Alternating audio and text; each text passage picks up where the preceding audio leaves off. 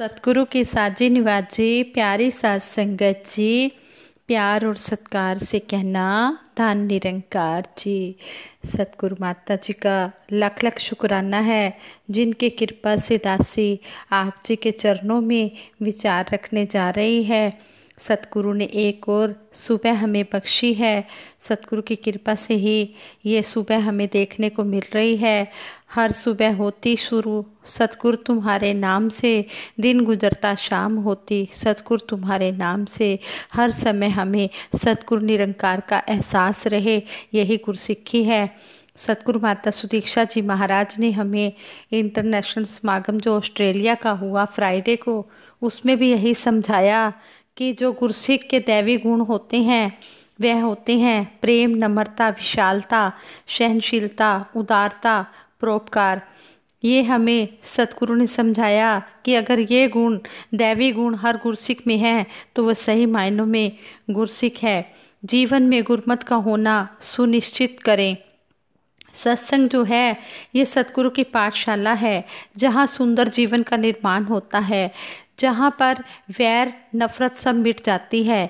सत्संग में आने वाले कोई सज्जन यदि हमारी किसी कमी या किसी अन्य कारण से सत्संग में ना आ रहे हों तो हम उनको प्रेम से अब सत्संग में लेकर आएं, ताकि भक्ति और मुक्ति के वो भी हकदार बने, मुक्ति और भक्ति का वो भी लाभ प्राप्त कर सकें।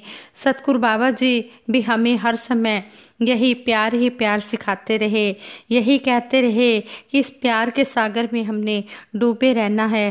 प्यार से हमने एक दूसरे को जोड़ कर रखना है। प्यार से जाता है गुलशन को नफरत वीरान करे।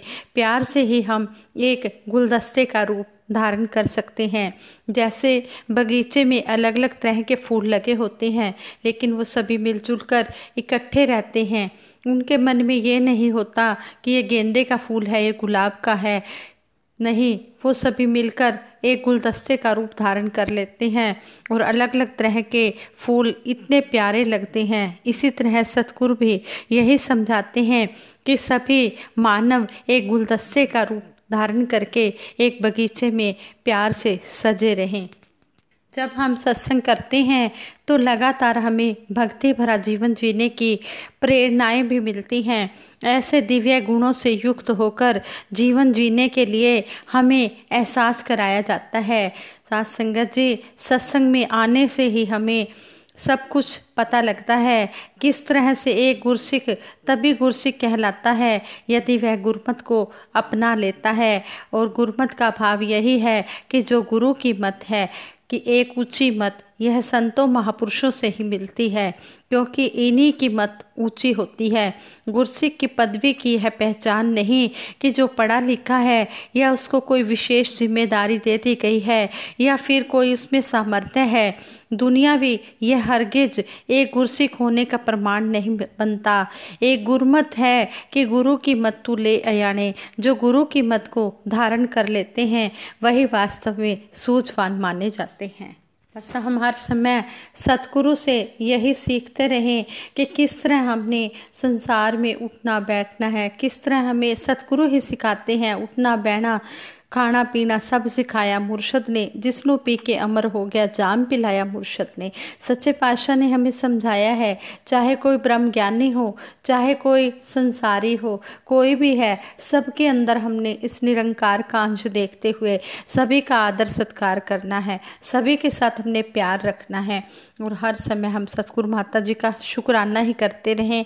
कहते हैं, चढ़दे सूरज ढलदे वेखे, बुझदे दीवे बलदे वेखे, हीरे दा कोई मुल ना जाने, खोटे सिक्के चलदे वेखे, जिसदा जग ते कोई नहीं ਉਹ ਵੀ ਪੁੱਤਰ ਪਲਦੇ ਵੇਖੇ, ਰੱਬ ਦੀ ਰਹਿਮਤ ਦੇ ਨਾਲ ਬੰਦੇ ਪਾਣੀ ਉੱਤੇ ਚਲਦੇ ਵੇਖੇ।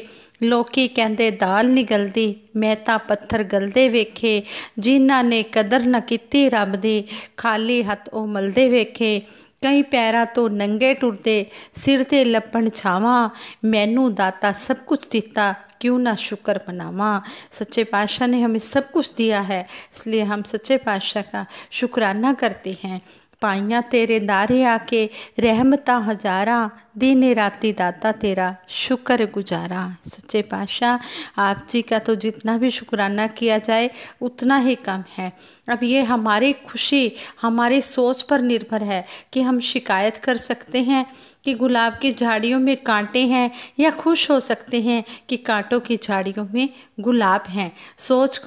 सोच को बदल कर देखिए कितना आनंद आता है जब हम सतगुरु का शुक्राना करते हैं, गिले शिकवे नहीं करते, तो जीवन जीने का आनंद आ जाता है।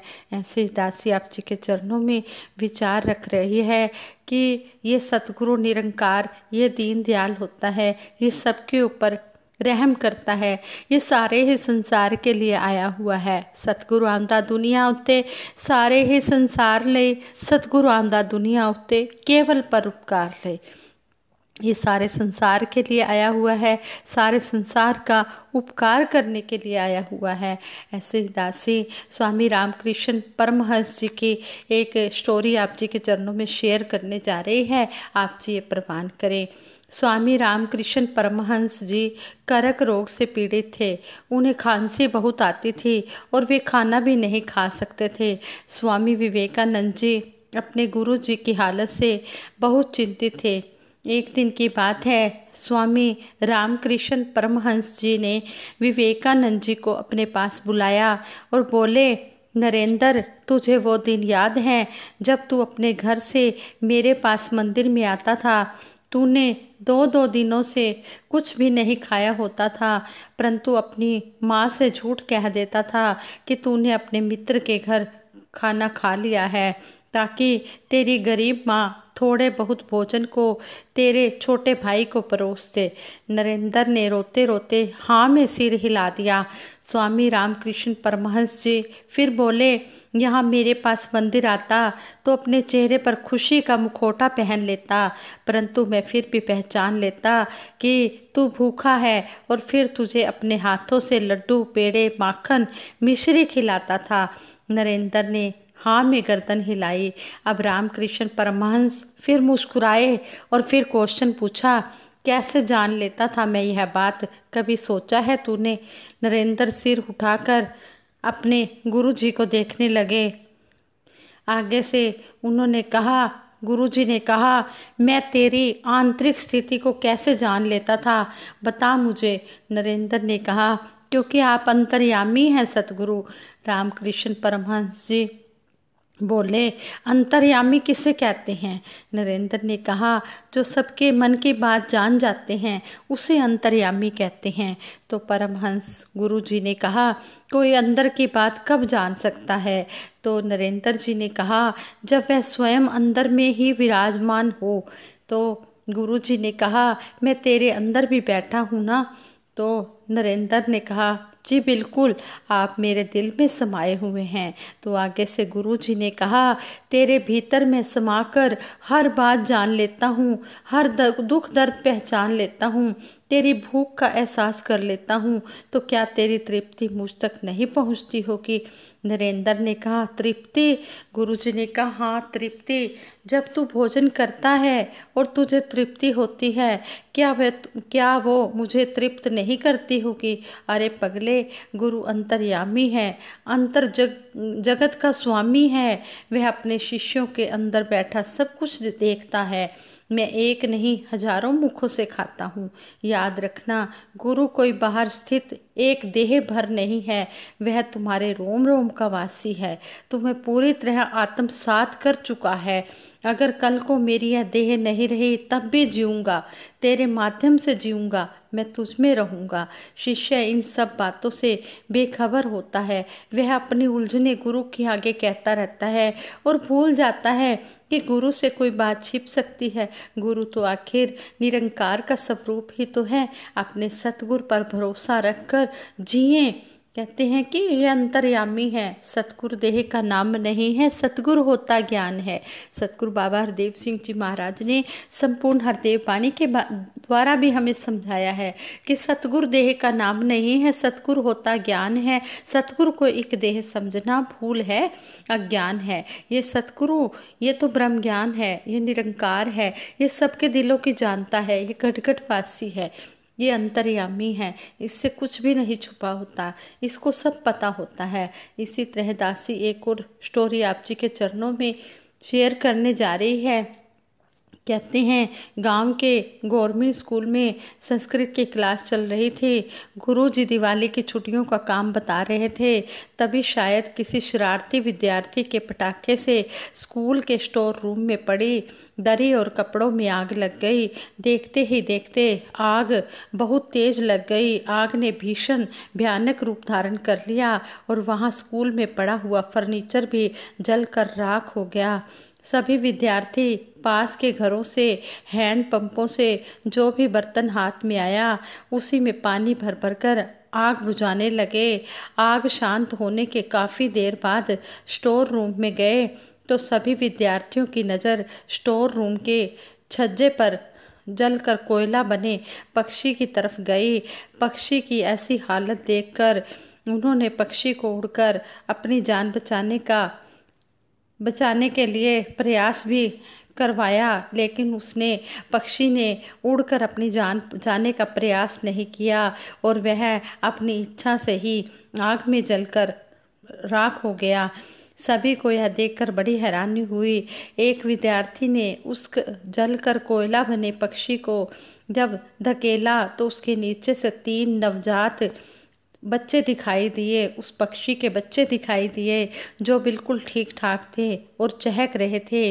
उन्हें आग से बचाने के लिए पक्षी ने अपने पंखों के नीचे छुपा लिया और अपनी जान देकर अपने बच्चों को बचा लिया था। एक विद्यार्थी ने संस्कृत वाले गुरुजी से क्वेश्चन किया, गुरुजी इस पक्षी को अपने बच्चों से कितना मोह था कि इसने अपनी जान तक दे दी।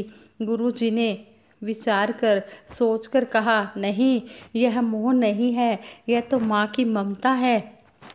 मोह करने वाला तो अपनी जान, अगर मुसीबत आ जाती है तो अपनी जान बचाता है और भाग जाता है। प्रेम और मोह में जमीन आसमान का फर्क होता है।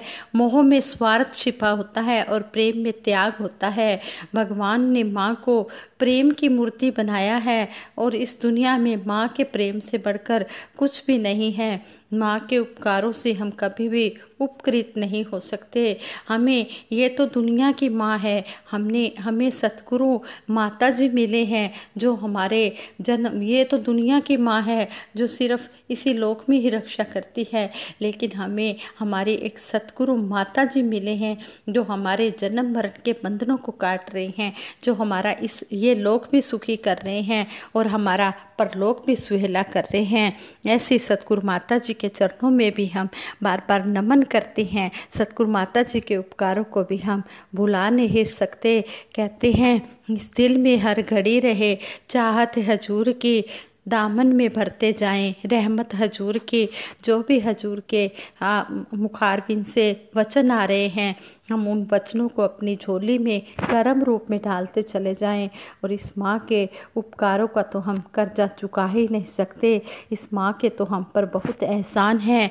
ये माँ हमें हर समय मुस्कुराहट दे रही है, ये हमें जीना सिखा रही है। सतगुरु माता जी कहते हैं जैसी भी परिस्थिति आ जाए हमने हर समय मुस्कुराते ही रहना है।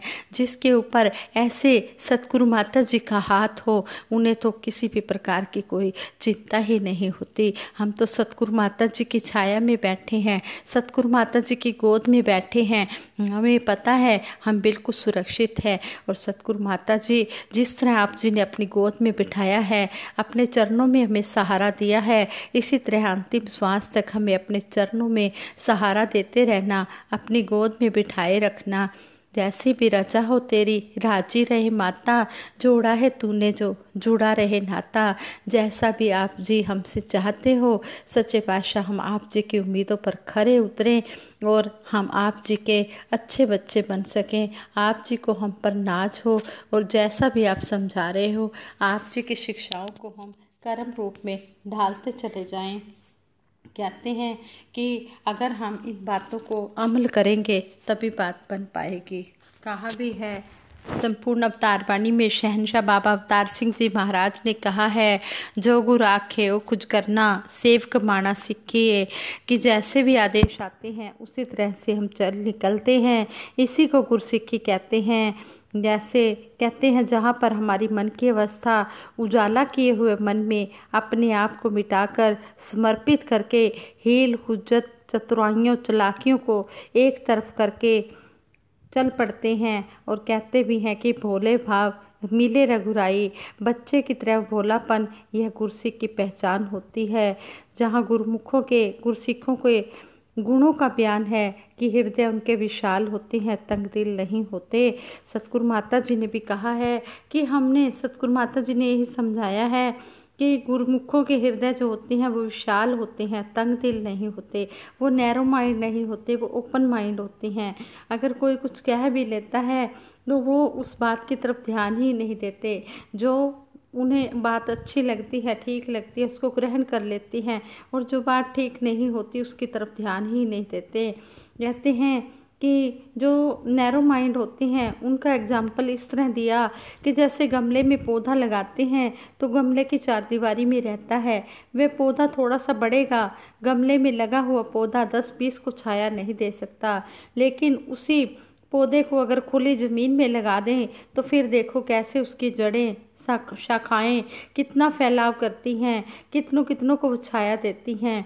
इस तरह कहते हैं कि हम जो विशाल दिल के होते हैं वो ही इस मिशन का फैलाव करते चले जाते हैं। इस तरह हमने सतगुरु की बात को मानना है। हमने नैरो माइंड नहीं बनना, हमने ओपन माइंड बनना है। हमने अपने मन में विशालता लानी है, हमने सहनशीलता लानी है। हमने कभी भी संकीर्ण दिल वाले, छोटी सोच वाले नहीं बनना है। जैसे सतगुरु चाहते हैं वैसे ही हम करते चले जाएं और अपना जीवन संवारते चले जाएं। जैसे कहते भी हैं, अमला नाल होणगे निबेड़े, जात तेरी किसे पूछनी नहीं। अमल करने से ही बात बनेगी, बातों से बनती बात तो फिर सतगुरु को कहना ही ना पड़ता कि कर्म करो। साथ संगत जी, अगर दासी के मुख से ये विचार करते हुए कोई शब्द सही ना बोला गया हो, कोई आप जी को अच्छा ना लग रहा हो तो दासी को क्षमा कर देना। दासी सबके सुखों की कामना के लिए सतगुरु से अरदास करेगी। इस निरंकार का एहसास करते हुए दासी सिमरन करवाएगी। सभी मिलकर सिमरन में साथ देना जी। तू ही निरंकार मैं तेरी शरण हाँ, मैनू बख्श लो। तू ही निरंकार मैं तेरी शरण हाँ, मैनू बख्श लो। तू ही निरंकार मैं तेरी शरण हाँ, मैनू बख्श लो। तू ही निरंकार मैं तेरी शरण हाँ, मैनू बख्श लो। बोलिए सतगुरु माता सुदीक्षा सुंदर हरदेव जी महाराज की जय। निरंकारी राजमाता गुरु बचन अवतार की जय। साथ संगत जी प्यार से कहना धन निरंकार जी।